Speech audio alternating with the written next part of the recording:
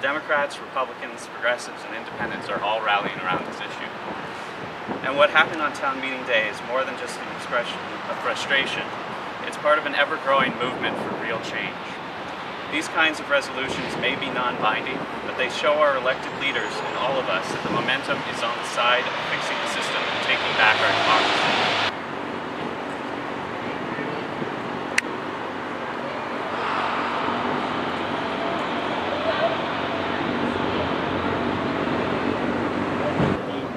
The power of individuals. At the heart of our democracy, it always has to be about individual citizens having the final say in their government.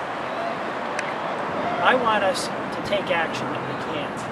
The Supreme Court made a decision in Citizens United that they based on their interpretation of the Constitution. It was a 5-4 decision. I support a constitutional amendment to change that. But that's a long, difficult process. There are things that we can do now that would make a difference and mitigate the impact.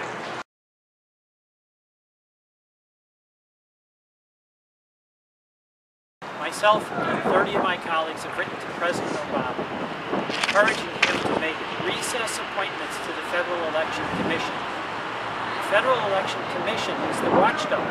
It's the cop on the beat to make sure that the laws that we do have are enforced. Right now, because of gridlock in the Senate and an unwillingness of the Senate to consider appointments, 5 of the 6 FEC commissioners are on interim basis. And where they're stonewalling in the Senate, the President, in my view, my colleagues should act so that we have a functioning, not a feckless, Federal Election Commission.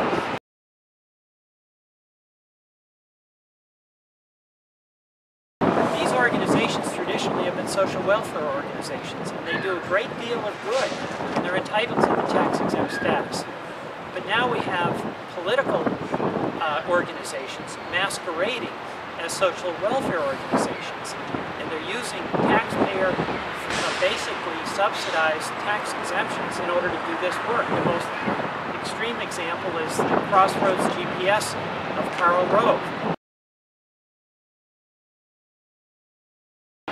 That act would say to corporations that under current law with Citizens United can spend money, but they A, have to get shareholder approval before they start spending shareholder money. B, it would require the head of the corporation to give a disclaimer, basically an acknowledgement of accountability, the same as any candidate, Republican or Democrat, has to make on his or her political ad. In other words, at the end of that ad, it would say, I am the president of X company, and I approve this ad. Third, it would require that there be disclosure about who is making the contributions.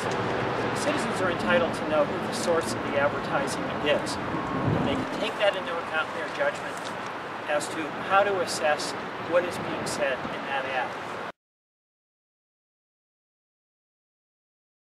The phrase buying an election has never been so apt or so literal as what we are seeing in the wake of Citizens United. These PACs and millionaires are spending tens of millions of dollars on their favorite candidates with little to no regulation or disclosure. And they're just getting started. While a constitutional amendment is a drastic and difficult solution, it's my belief that we've reached yet another one of those critical points in our history where it may be our only option. That's why I and many others across Vermont pushed for these town meeting day resolutions, urging our federal and state officials to enact an amendment that would overturn Citizens United. And amazingly, most towns, 65 in fact, passed the amendment, generally by large margins or even unanimously. In my city of Winooski, the vote was about 2 to 1 in favor.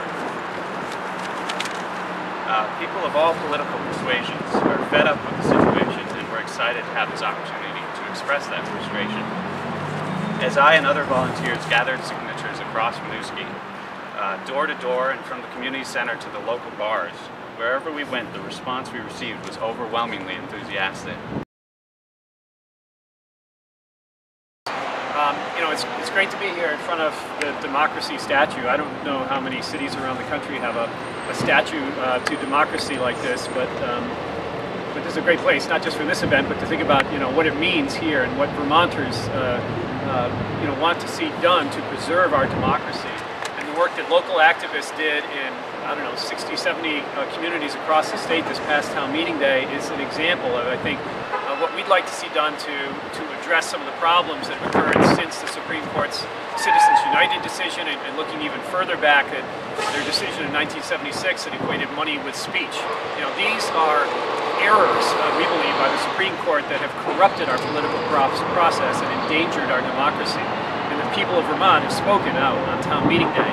And I will let you know that just yesterday in the Senate Government Operations Committee down in Montpelier, the committee did vote in favor of a resolution, and so that we hope will begin the process there, where the full legislature will have a chance to vote, and that recognize what the communities across the state had voted on town meeting day as well. So that encourages a constitutional amendment to address the problems that were created by Citizens United and earlier Supreme Court decisions.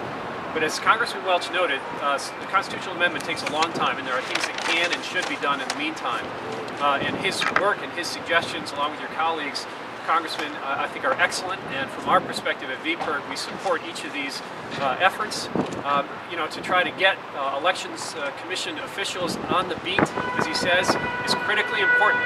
It's not much of a watchdog if it's blind, has no teeth, no claws, doesn't even have a collar with studs to scare people. I mean, that's essentially what you've got right now, and I think we need to move forward much more aggressively at the federal level, even to enforce our existing laws.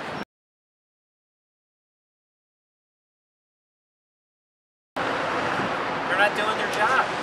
So let the Senate act, but let them vote yes or no, up or down. They're not even taking them up for consideration. So we have people who have jobs to do. We have a president who's appointed to do the jobs in the Senate who won't let anybody do the job.